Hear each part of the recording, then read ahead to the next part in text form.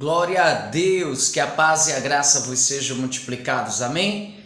Vamos para mais um dia de leitura do livro Conhecendo Deus e Fazendo a Sua Vontade.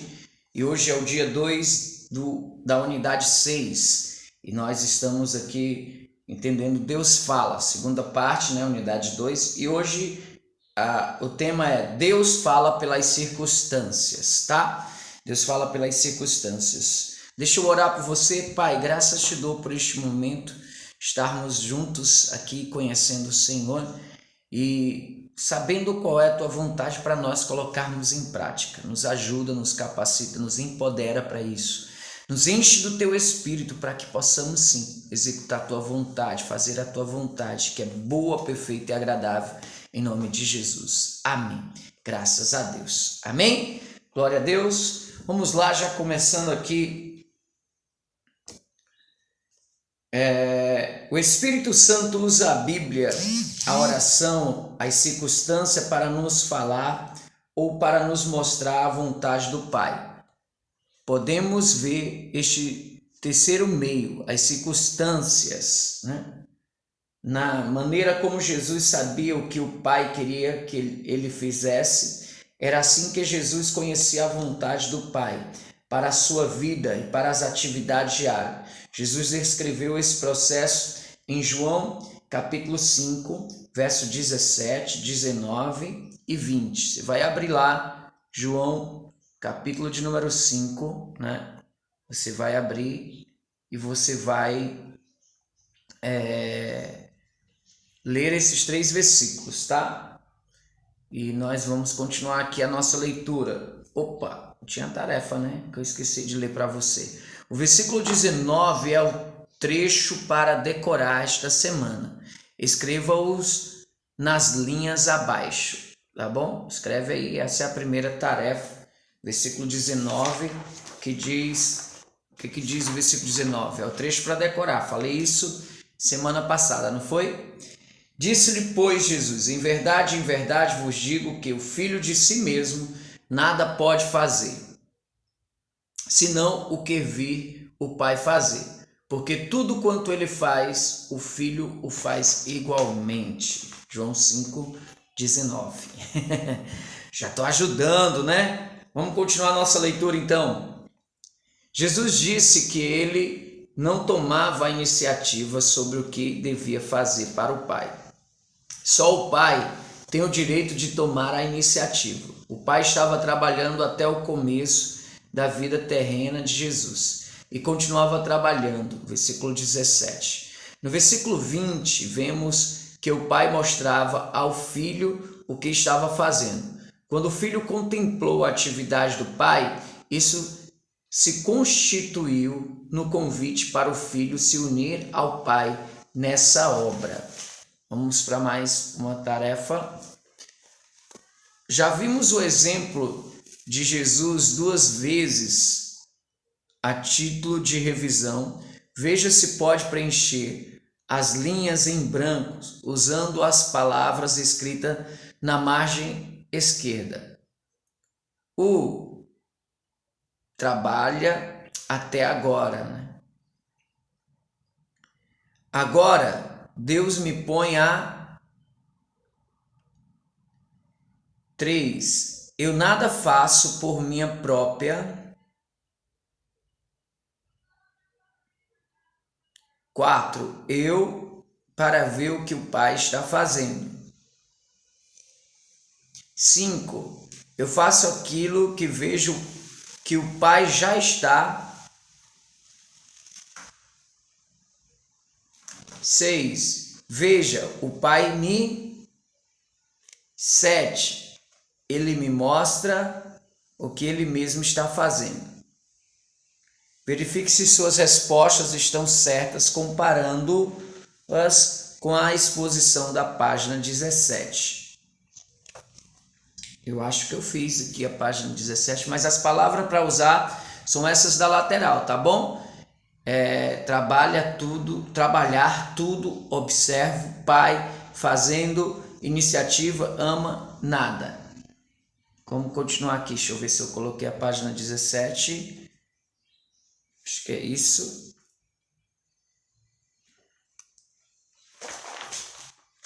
Aleluia. Cadê a página 17? Não coloquei a página 17. Essa aí já é as coisas que só Deus pode fazer, né? Mas eu creio que você vai conseguir acertar. Deus costumava usar as circunstâncias para revelar a Jesus o que estava para fazer. As circunstâncias eram as coisas que Jesus via o Pai fazendo. Alguma coisa que só o Pai pode fazer. E aqui na tarefa, que eu até coloquei aqui antes disso. Aqui a tarefa é: procure na página 76 uma lista de coisas que só o Pai pode fazer. E aí está aí essa lista da página 76, coisas que só o Pai pode fazer. Se quiser anotar aí no teu caderno também, essas coisas, dá uma pausazinha e escreve, tá bom? E continuando a leitura aqui, vamos lá. Jesus estava sempre procurando observar onde o Pai estava trabalhando e se juntava a ele. O Pai amava o Filho e lhe mostrava tudo o que estava fazendo. Jesus não tinha de adivinhar o que deveria fazer, não tinha de imaginar o que poderia fazer para o Pai. Ele observava o que o Pai estava fazendo ao redor dele e ali, então, Jesus depositava a sua vida. O Pai assim podia realizar seus propósitos por meio de Jesus. É exatamente o que Jesus deseja que façamos com seu senhorio em nossa vida. É vermos o que Ele está fazendo e ajustarmos nossa vida, nossos planos e nossos alvos a Ele. Temos de colocar nossa vida à sua disposição, onde Ele está trabalhando, de maneira que possa realizar seus propósitos por nosso intermédio. Teste sua memória sem olhar para a ilustração na capa do livro. Veja se pode escrever as 7 realidades com suas próprias palavras. Use as palavras-chave abaixo como pista: trabalho, relacionamento, convite, fala, crise, ajuste, obedecer. Verifique o que você acaba de fazer usando o diagrama da terceira capa deste livro. Deixa eu ver se eu ainda tenho um diagrama aqui. Que é esse aqui. Deus está agindo continuamente ao meu redor. É esse mesmo. Tá bom? Daí dá uma pausa, vê se sua resposta está correta. Tá bom? Aleluia. Vamos continuar a leitura. O exemplo de Jesus é uma maneira positiva de como Deus fala pelas circunstâncias. Às vezes as circunstâncias parecem ser ruins. Talvez você tenha se encontrado em meio a uma circunstância ruim e tenha perguntado a Deus: por que isso está me acontecendo? Se o fez, saiba que você não está sozinho.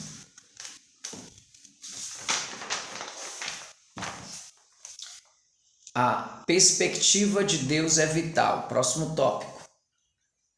Jó teve uma experiência ruim. Assim, ele não sabia o que estava acontecendo quando tudo o que possuía foi destruído, quando seus filhos foram mortos e quando ficou com feridas sobre o corpo todo. Jó 1, verso 2. Jó lutou para compreender as circunstâncias. Ele não conseguia compreender as coisas que lhe estava acontecendo, segundo a perspectiva de Deus. Jó 1, 6 ao 12, Jó 2, do 1 ao 7. Não conhecia o último capítulo, 42, verso 12 ao 17. Quando Deus restaura sua propriedade, sua família e sua saúde.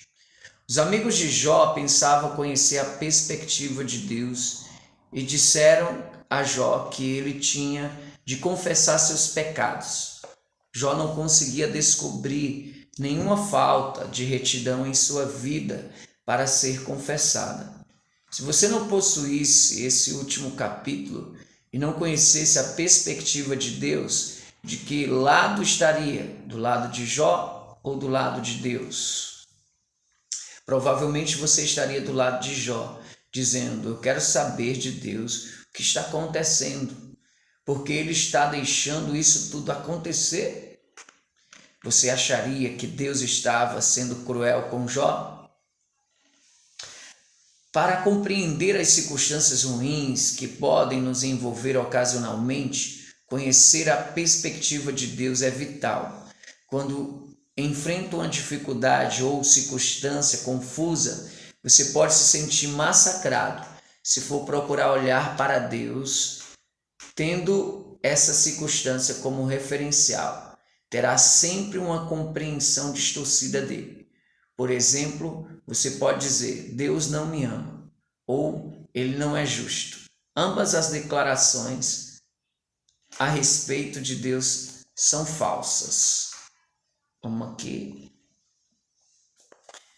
Alguma vez você já esteve em meio a uma circunstância trágica, confusa, em que em suas orações começasse a acusar Deus de alguma coisa que você sabe não serem verdadeiras a respeito dele?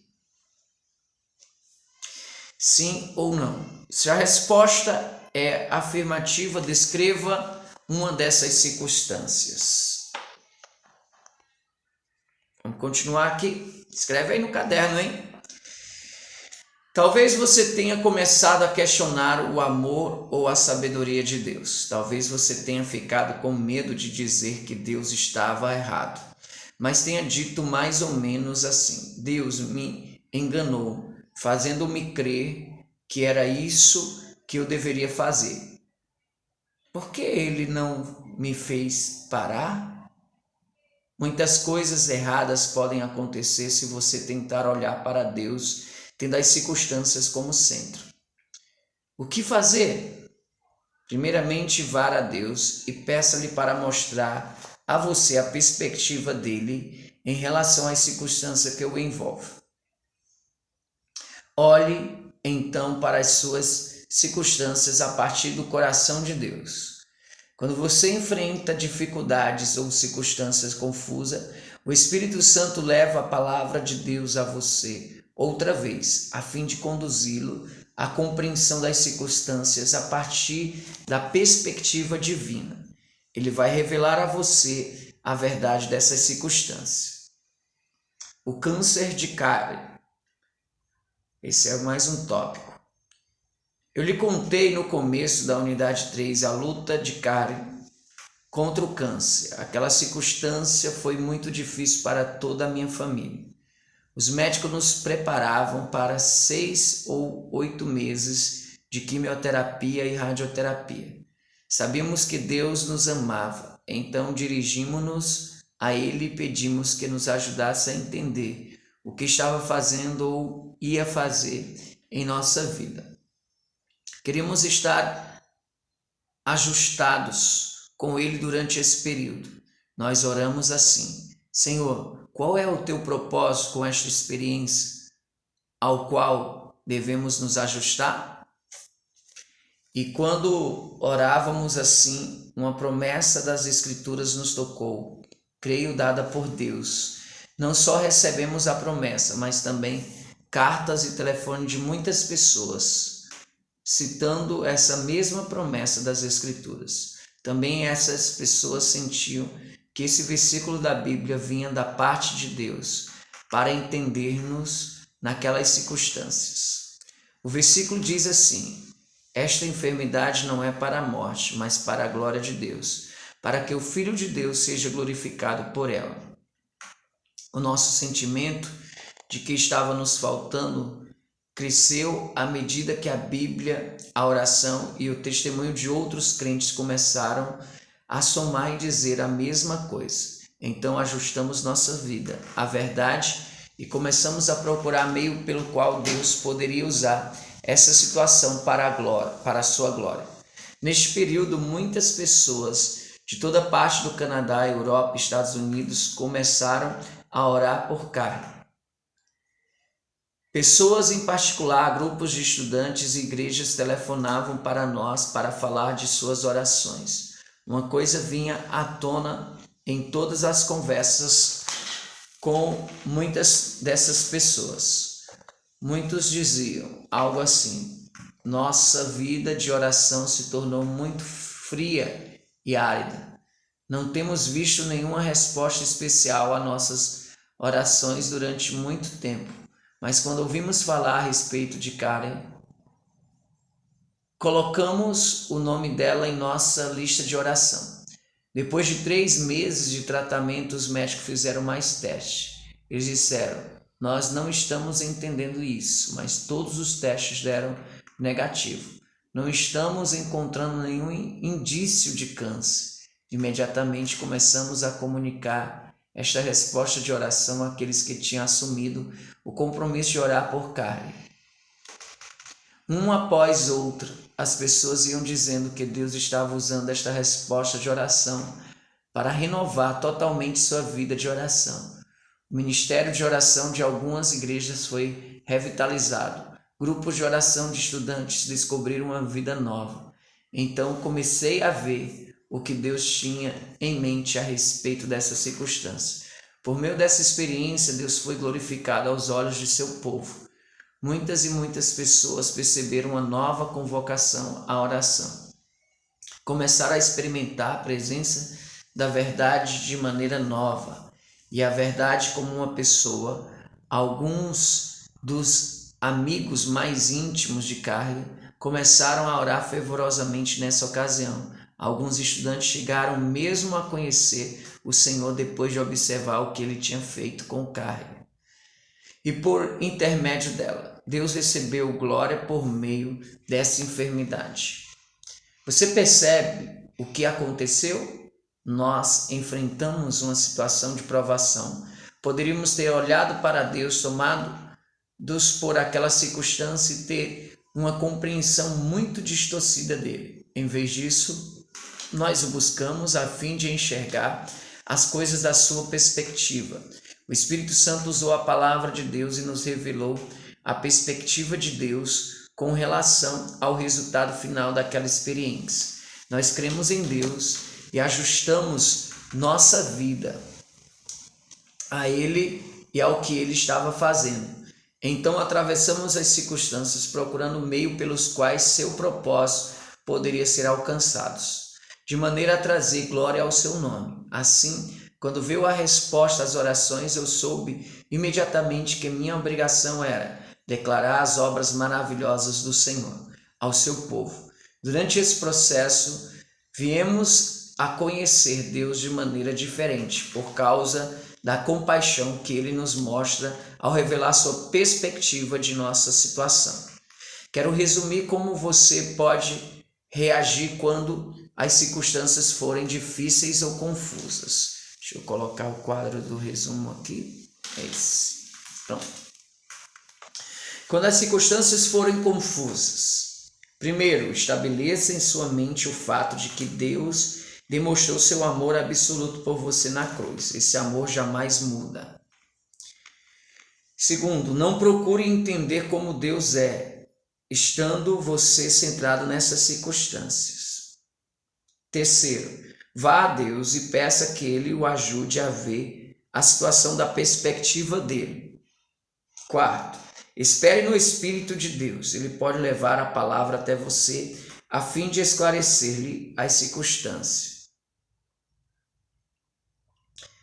5. Ajuste sua vida a Deus e ao que você o vê fazendo em meio às suas circunstâncias. 6. Faça tudo o que Ele disse a você para fazer. 7. Experimente Deus trabalhando em você e por meio de você, a fim de alcançar seus propósitos. Leia estas declarações acima e circule uma palavra ou declaração-chave em cada frase. Com suas próprias palavras, faça um resumo do que você precisa fazer quando se encontrar em circunstâncias confusas. Amém? Você precisa lembrar-se de que Deus é soberano. Você pode enfrentar uma situação como a de Jó, em que Deus não lhe diz o que está fazendo. Em circunstância assim, reconheça o amor e soberania de Deus e dependa de sua graça sustentadora que levará você a superar essa situação. Amém? Vamos para a tarefa final.